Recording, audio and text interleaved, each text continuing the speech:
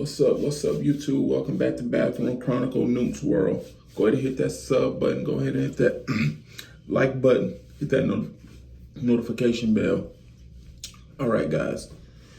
Want to touch on the subject that French Montana spoke on, how the record labels are taking these life insurance policies out on these rappers on a basically collecting millions of dollars.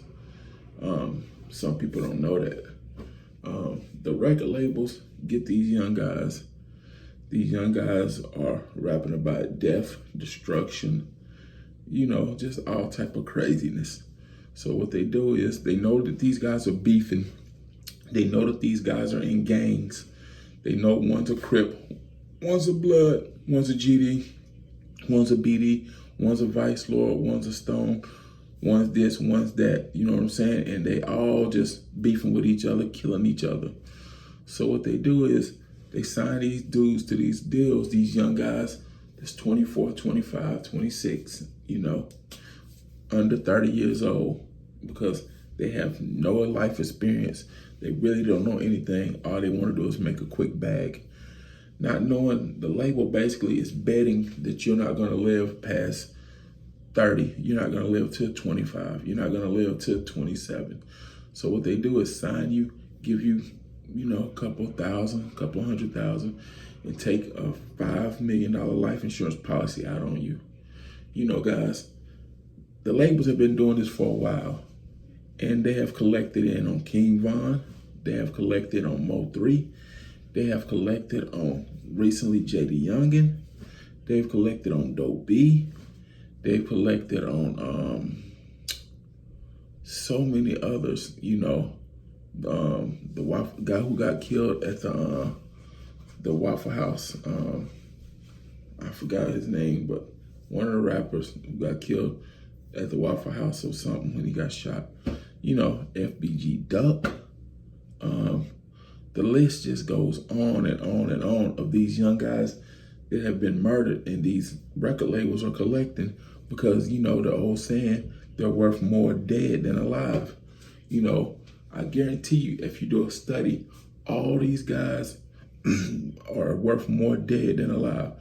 All their stock shot up, all their record sales shot up, all their streams shot up, everything shot up after they were murdered. And you know who's collecting off that? Bingo, the record label. The record label. The record labels are getting rich when these guys are dead. But guess what? They've paid these guys off a couple $100,000, and they just sit back and wait. It's not a if it's gonna happen, it's just when it's gonna happen. And they know these things. These white executives at the top of the chain sit back and let these guys destroy each other.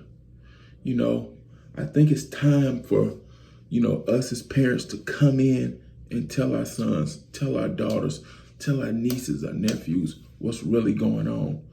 And I know, when you're from the hood and you're chasing a bag and you're chasing your dream, and your son come to you and say, Mom, Dad, the record label want to give me $100,000. They want to give me $50,000. That seemed like a lot of money to you. That seemed like it's going to bring you up out of the hood. And at some point, it is a lot of money. And at some point, it can help you get to a certain degree to get you out of the hood. But at the expense of your kid's life, I don't think so.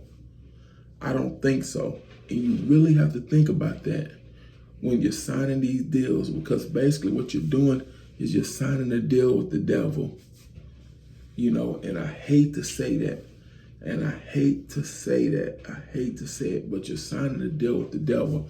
Whether it's black, white, blue, red, green, purple, these people are just devils. They're after money, they're greed, and they don't stop, and they don't care at anybody's expense, And they're using our kids, they're using our nieces, our nephews, our brothers, our cousins to collect this money,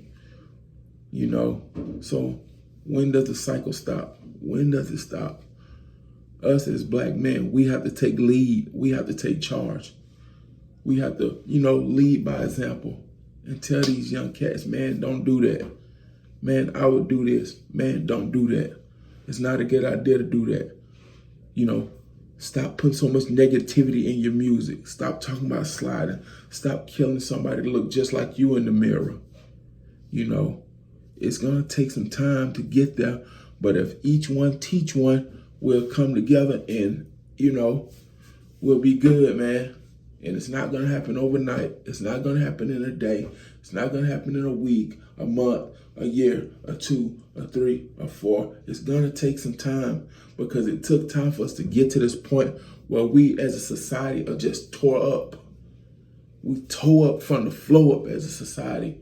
As black people in society, we tore up from the flow up. We dazed and confused. We don't know which way we're going. We don't know where we came from. We don't know what's going on. We just walking in a room in the dark, reaching for a hand, letting anybody guide us. That's what we doing as a black community, and expect to be led to the pot of gold. I don't think so. I don't think so. But I just want to touch on that, man. I find that subject very interesting that French would say that. You know, French is really kind of at the later end, the tail of his career. He ain't really popping like that no more. You know what I'm saying? He basically sold his soul, sold out long time ago. Long time ago.